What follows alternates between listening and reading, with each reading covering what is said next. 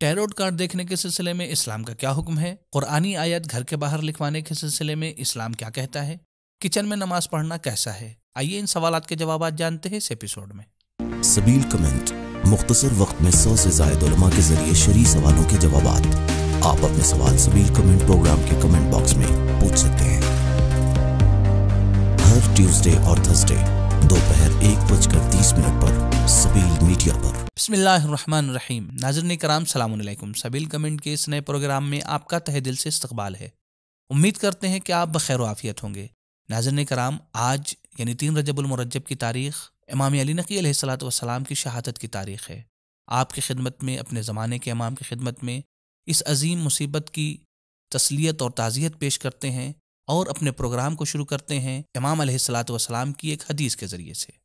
امام علی نقی علیہ الصلوۃ والسلام ارشاد فرماتے ہیں: لما کلم اللہ عز وجل موسیٰ علیہ السلام قال موسیٰ الہی ما جزاء من وصل رحمہ قال یا موسیٰ انسی لہ اجلہ واہون علیہ سکرات الموت۔ جب اللہ نے جناب موسیٰ نبی اللہ سے گفتگو کی تو جناب موسیٰ نے عرض کیا: اے میرے معبود، صلہ رحم کرنے والے کی جزا اور بدلہ کیا ہے؟ اللہ کا جواب آیا: اے موسیٰ، میں ایسے شخص کی موت کو ٹال دوں گا اور جان نکلنے کے وقت کی سختیوں کو اس کے لیے آسان کر دوں گا۔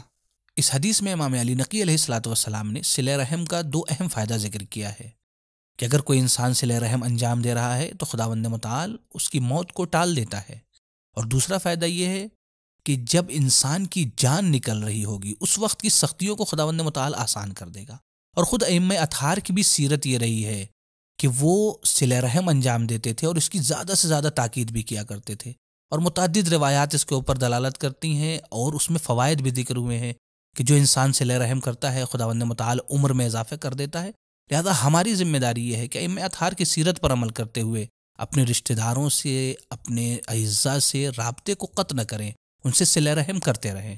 دوستو، آئیے چلتے ہیں ہم اپنے پہلے سوال کی جانب۔ کیا کچن میں نماز پڑھ سکتے ہیں؟ کچن میں یا ہر اس جگہ کہ جہاں آگ جل رہی ہو نماز پڑھنا مکروہ ہے، اور عبادت میں مکروہ ہونے کا مطلب یہ ہوتا ہے کہ ثواب میں کمی ہوگی۔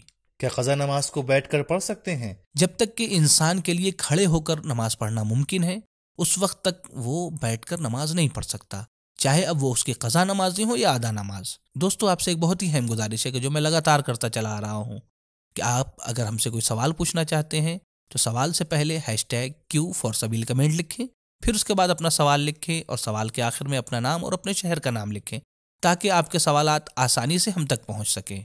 اور اگر کوئی پرسنل سوال کرنا چاہتے ہیں تو ہماری Gmail ID پر بھی سوال کر سکتے ہیں۔ کیا محرم کے علاوہ بھی کالے کپڑے پہن سکتے ہیں؟ محرم کے علاوہ بھی ہم کالے کپڑے پہن سکتے ہیں، کوئی حرج نہیں ہے۔ ایت اللہ سستانی حفظہ اللہ کے نزدیک مکروہ بھی نہیں ہے، لیکن ہاں اس بات کا خیال رہے چونکہ کالا کپڑا غم سے منسوب ہو گیا ہے، لہٰذا اسے ہم خوشی کی تاریخ میں پہننے سے پرہیز کریں۔ گھر کے باہر قرآنی آیت جیسے الحمدللہ لکھوانے کا کیا حکم ہے؟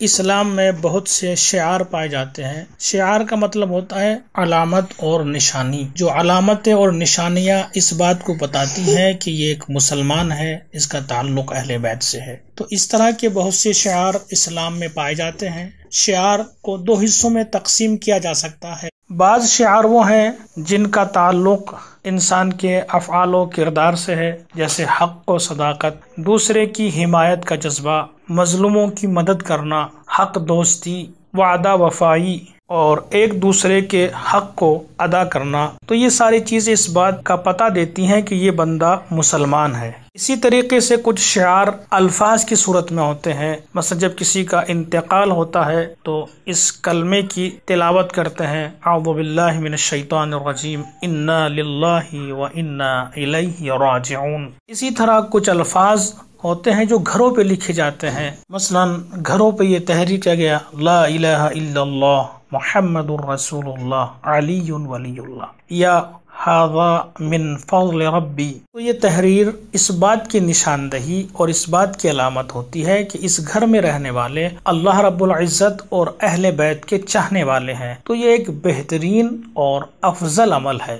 ناظرین کرام، ہماری ایک بہت ہی بہترین ویڈیو ہے جس پر کمنٹ کرتے ہوئے ہمارے ایک ویور نے لکھا ہے: آپ کی ویڈیوز کی سب سے اچھی بات مجھے یہ لگتی ہے کہ یہ شارٹ ہوتی ہیں، کوئی بھی شخص فرصت نہ بھی ہو تب بھی وہ کم وقت میں زیادہ علم حاصل کر سکتا ہے۔ جزاک اللہ۔ تو دوستو ہماری آپ سے گزارش ہے کہ اس ویڈیو کو آپ ضرور دیکھیں، اس میں بتائے گئے پیغام پر عمل کرنے کی کوشش کریں، اپنے دوستوں اور اپنے رشتہ داروں کے ساتھ اسے شیئر کریں تاکہ پیغام محمد و آل محمد زیادہ سے زیادہ عام ہو سکے۔ ایک شخص تہران سے آیت اللہ بہجت کے پاس آیا اور اس نے یہی بات ان سے نقل کی کہ آیت اللہ مولوی آپ کے سلسلے میں یہ کہتے ہیں کہ آپ اگر کسی مقام تک پہنچے ہیں تو وہ والدین کی اطاعت کی بنیاد پر۔ تو آیت اللہ بہجت نے بہت ہی خوبصورت جواب دیا۔ آپ نے فرمایا، میں تو کسی مقام تک نہیں پہنچا ہوں، لیکن ہاں اتنا ضرور ہے کہ اگر کوئی اپنے والدین کی اطاعت کرے تو پھر وہ کسی بھی مقام تک پہنچ سکتا ہے۔ اگر کوئی اپنے والدین کی اطاعت کرے تو پھر وہ کسی بھی مقام تک پہنچ سکتا ہے۔ ٹیروٹ کارڈ کے بارے میں اسلام کا کیا حکم ہے؟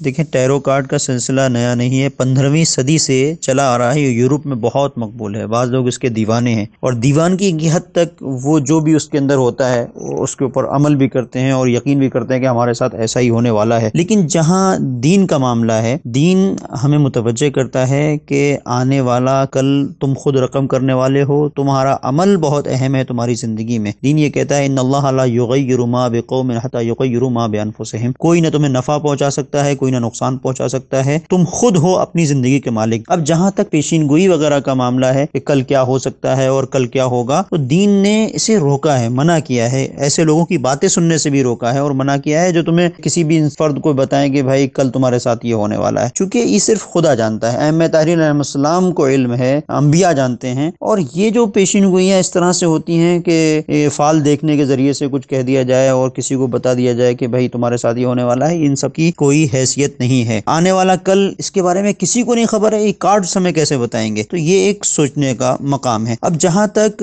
ان کارڈ سے گیم کی بات ہے اور کھیلنے کی بات ہے، تو ایسے کارڈ جو حکم ہے، فتاوا ہیں، جو مراجع کرام کے جو فتاوا ہیں اور جو شریعت کا حکم ہے، وہ یہ کہ ایسے کارڈ سے کھیلنا جائز نہیں ہے کہ جن کو جوئے کے وسائل کے طور پر استعمال کیا جاتا ہے۔ اب اگر ایسا نہیں ہے کہ جوئے کے طور پر انہیں استعمال کیا جا رہا ہے تو ان کارڈ سے کھیلا جا سکتا ہے، لیکن شرط یہ ہے کہ کوئی شرط یہاں پر نہ لگائی جائے، یعنی شرط بندی اگر نہ ہو تو ان کارڈ سے کھیلا جا سکتا ہے کہ جنہیں جوئے میں استعمال نہیں کیا جاتا ہے۔ جہاں تک کارڈز کو دیکھ کر اس کے اوپر پھر عمل کرنا کہ یہ بتا رہے ہیں کہ کل ایسا ہوگا یا کوئی پیشن گوئی کر رہے ہیں، تو شریعت میں محض دیکھنے میں کوئی مشکل نہیں ہے کہ آپ اس کو دیکھ لیں گے کیا ہے، لیکن اس کے مطابق فیصلہ کرنا صحیح نہیں ہے۔ اور جہاں بات یہ ہوتی ہے کہ انسان اسی میں اب مشغول ہو گیا ہے، بار بار دیکھ رہا ہے اور اس کا وقت ضائع ہو رہا ہے، تو تضییع اوقات جو ہے وہ حرام ہے، اور اس بنیاد کے اوپر ایک انسان اپنی ساری زندگی کے کام دھام کو چھوڑ کر اسی میں لگ گیا ہے تو یہ قطعاً حرام ہے۔ تو بنیادی طور پر جو مسئلہ ہے وہ یہ ہے کہ